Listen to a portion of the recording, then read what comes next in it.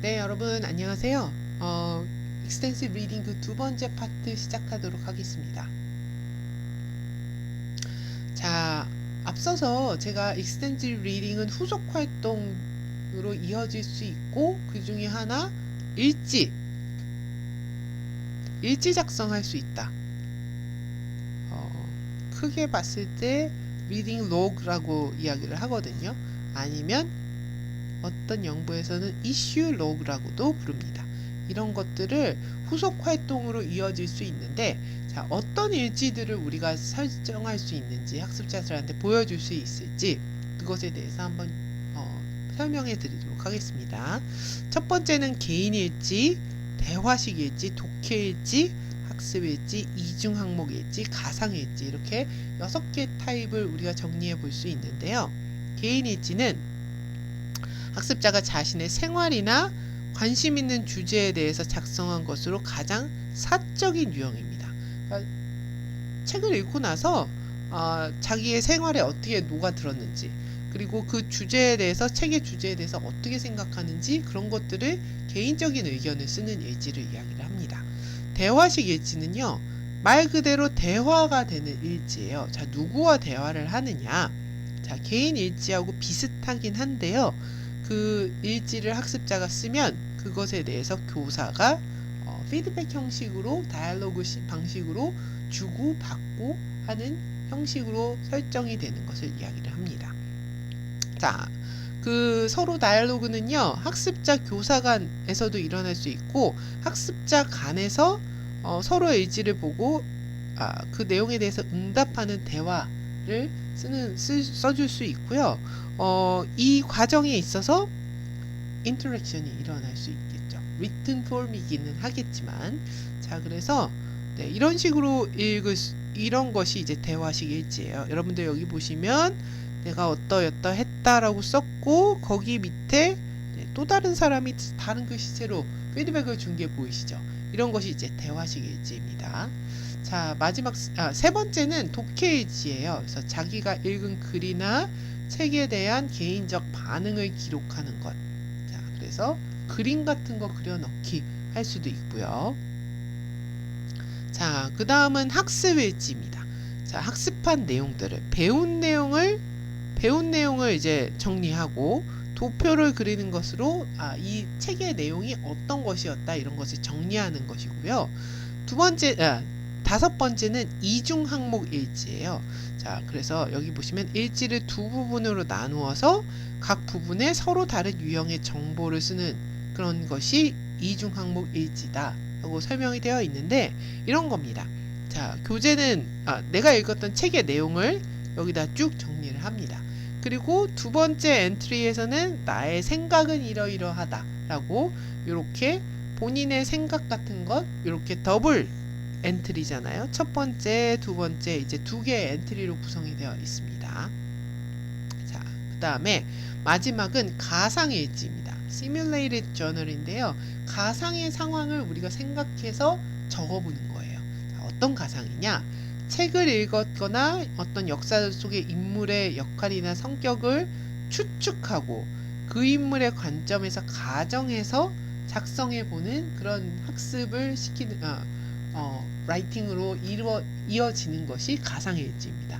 그래서 이 주인공은 이런 행동을 했는데 얘는 왜 그랬을까? 가상으로 그 내용에 대해서 또다시 학습자가 읽은 독자의 관점에서 정리를 한번 해보는 활동이 가상일지 활동입니다. 자, 그리고요, 우리가 왜 ER를 랭귀지 코스에 적용을 해야 되는지 그 관점에 대한 생각을 한번 정리해 보겠습니다. 자, ER을 하면요, 스피드 리딩, 플루언시가 길러질 수 있다라는 설명이 있었죠.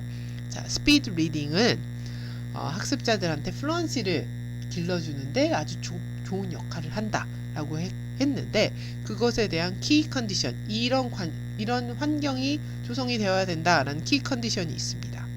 쉬운 단어로 구성된 텍스트일 것, 그래서 모르는 단어가 거의 없는 거, 그리고 그것에 대해서 우리가 한 번 읽고 끝나면 안 되겠죠. 정기적인 그런 리딩 프랙티스를 해야 되고, 이제 뭐 예시로 든 것이 최소 일주일에 3회를 얘기를 했고요. 그 다음에 읽으면서 리딩 스피드를 좀 확인해 봐야 된다라고 합니다. 그래서 워드 퍼 미닛이거든요. 1분당 읽을 수 있는 단어를 250단어로 선정해 두었습니다. 자, 그 다음에 두 번째는요. 이해를 하면 vocabulary learning이 되기 때문이다 라고 이야기를 했어요.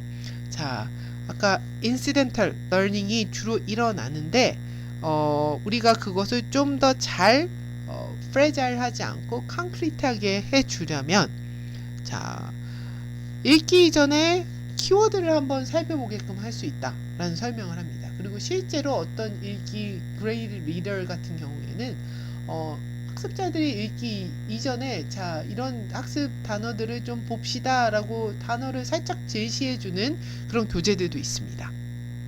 자, 그 다음에 단어 학습이 반복될 수 있도록 해주어야 되고요.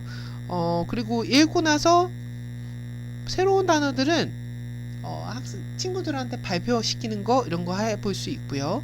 아까는 딕셔너리 쓰면 안 된다. 데이하고 벤포드는 그렇게 얘기를 했죠. 그렇지만 딕셔너리 써도 된다라는 관점도 있습니다. 자, 그래서 그 대신 좀 영리하게 써라 라는 관점이었었고요. 그 다음에 우리가 또 할 수 있는 거 guessing from context, vocabulary를 그 맥락에서 추측해내게끔 할 수 있다라고 그렇게 학습자들을 훈련시켜야 된다 라는 관점이고요. deductive, inductive guessing, 연역적, 귀납적 그런 추론이 가능하게끔 컨텍스트를 좀 더 깊게 생각해보고 part of speech, surrounding sentences 이런 것들의 연관성들을 우리가 좀 생각해 볼 수 있다라는 포인트고요. 자, 그 다음에 딕셔너리 유즈는 과연 어떻게 할 것인가 그 부분을 우리가 또 생각해 봐야 되잖아요. 자, 딕셔너리를 쓰면 학습 자체가 슬로우 다운 될 수 있다라는 이야기가 아까 있었고 가장 좋은 것은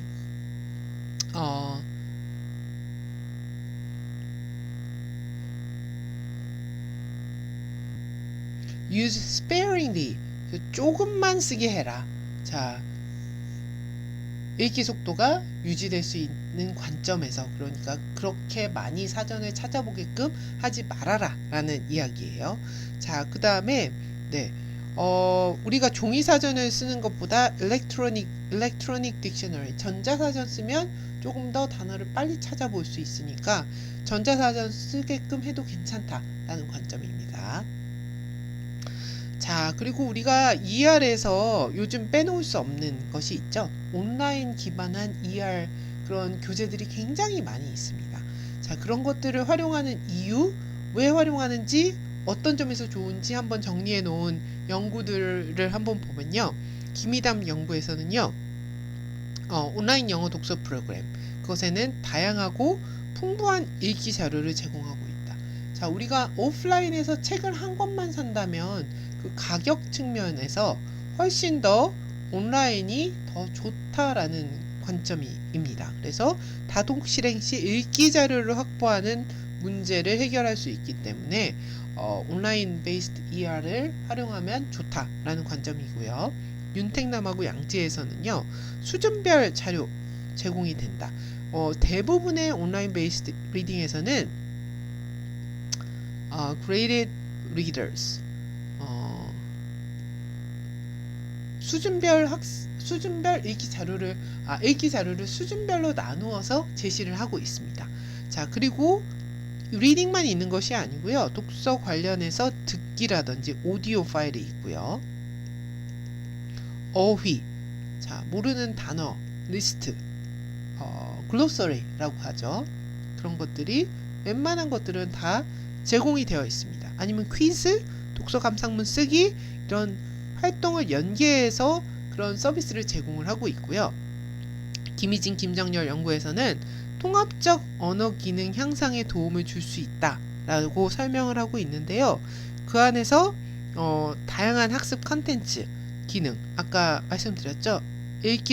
듣기랑도 연계될 수 있고 어떤 vocabulary, writing 이런 것들을 학습자들이 다 경험할 수 있기 때문에 통합적 학습이 일어날 수 있고 결국에는 언어 기능 향상에 전반적으로 도움을 받을 수 있다. 그렇기 때문에 온라인 읽기 다독 활동 괜찮다라는 관점들이었습니다. 자, 여러분들이 활용하실 수 있는 이제 온라인 독서 영어 프로그램들이 굉장히 많이 있는데요. 그 중에서 10개만 소개를 해드리면 아마 들어보셨을 거예요. 라즈키즈 코리아, 리딩 게이트, 리틀 팍스, 텐스토리, 잠수의 영어, ABCX, e라이브러리, 르네상스 코리아, 리딩 팜, 시원스쿨 슈퍼키즈 이런 것들이 있습니다. 자, 그 중에 하나만 보여드리자면요. 리틀 팍스를 한번 들어와 봤는데요. 여러분들 이렇게 단계가 1단계부터 9단계까지 있는 것이 보이시죠? 그리고 한 책 안에 24편 이런 식으로 여러 편들로 읽기들이 잘라져서 구성이 되어 있습니다. 그러니까 길이가 길지 않다는 거겠죠. 그리고 여기 보시면 단어장이라든지 학습 관리라든지 이런 기능들이 있습니다. 그러니까 학습을 도와줄 수 있는 여러 가지 다른 후속 활동, 총체적 언어 학습을 길러줄 수 있는 그런 컨텐츠들을 제공하고 있다라는 것이 이런 온라인 베이스드 ER의 특징입니다. 자, 그러면 여러분들 두 번째 포커스 퀘스천은 다음과 같습니다. 자, 제가 리틀 팍스 웹사이트를 여기 이제 제공을 해 드릴 겁니다. 그래서 여러분들 일단 이 링크를 한번 들어가서 보시고요. 활동 유형과 상호작용에 대해서 여러분들이 선택을 하셔서 한번 그것들을 체크해 보시기 바랍니다. 자, 옵션 1은요. 활동 유형 1이고요. 옵션 2는 활동 유형 2입니다. 옵션 3는 상호작용 관점에서 보시면 되는데요. 자, 하나하나씩 보도록 할게요. 활동 유형 1은 reception oriented, 이해 지향적 활동입니다. 좀 어렵죠? 그러니까 쉽게 이야기를 하자면 리딩 테스트를 잘 이해할 수 있도록 어떠한 활동들을 제공하고 있는가, 어떻게 컨텐츠를 제공하고 있는가예요. 그래서 언어 기술은 파닉스, 어휘, 본문 이해 이런 것들을 어떻게 도와줄 수 있도록 어떠한 활동들이 있는가 라는 건데요. 서술형으로 보면 모르는 어휘 찾아보기 이런 거 있는 거, 감상형으로 보면 동요, 동화, 애니메이션 감상하기 이런 기능이 있는가, 문제풀이형, 이해도 점검 문제풀이 퀴즈 있는지, 어휘 의미 찾기 퀴즈 있는지, 그림 매칭하기 이런 거 있는지, 흐름에 맞게 문장 매칭하기 있는지. 자, 그리고 놀이형은요, 이해 바탕에 단순 게임 같은 것들이 있는지, 동기 제공은 독서왕 선발, 아바타 이런 기능들이 있는지 리틀 팍스 들어가서 한번 보시기 바랍니다. 자, 두 번째는요, 표현 지향적 활동입니다. 자, 프로덕션 이야기예요. 자, 그래서 내가 이것을 읽고 그 후행 활동에서 어떤 것들을 프로덕션 하게끔 하는지 이 사항들을 살펴보시면 되는데요. 어휘, 요약, 장문 이런 것들의 언어 기술과 연관이 있고요. 서술형 관점에서는 표, 그래프, 레시피를 완성하는 것, 녹음하기 이런 것들이 있는지, 녹음 버튼이 있는 그런 이렇게 마이크 기능이 있는 것들 있습니다. 그런 것들이 이제 서술형에 해당하는 거고요. 독후감 쓰기 있는지, 일기 쓰기 이런 것들이 있는지. 자, 문제풀이형으로 넘어가시면 빈칸 완성하기, 질문에 단어, 문장 골라서 쓰기, 그리고 문장의 정보를 찾아서 빈칸 채우기, 이야기 요약하기 이런 것들이 제공되어 있는지. 놀이형은 만들기, 꾸미기 등으로 구성된 게임, 역할극 이런 활동과 연계가 되어 있는지. 동기 제공형은 독후감 선발 대회 이런 것들이 있는지 여러분들 보시면 될 것 같고요. 자, 상호작용이에요. 자, 상호작용은요, 세 가지 유형으로 보셔야 되는데요. 학습자와 컨텐츠 사이에 어떤 상호작용을 하는지, 그래서 이해도 체크 퀴즈가 있는지, 게임 같은 거를 제공하고 있는지, 애니메이션 있는지. 자, 학습자 교수자 측면에서는 자료실이라든지 과제 제출방, 채팅, 쪽지, Q&A 남길 수 있는 그런 기능들이 있는지, 학습자 기능에서는 자료실, 토론방, 채팅, 쪽지 이런 것들을 학습자가 할 수 있도록 설정이 되어 있는지를 여러분들께서 살펴보시면 되겠습니다. 네, 여기까지 해서 내용 마치도록 하겠습니다.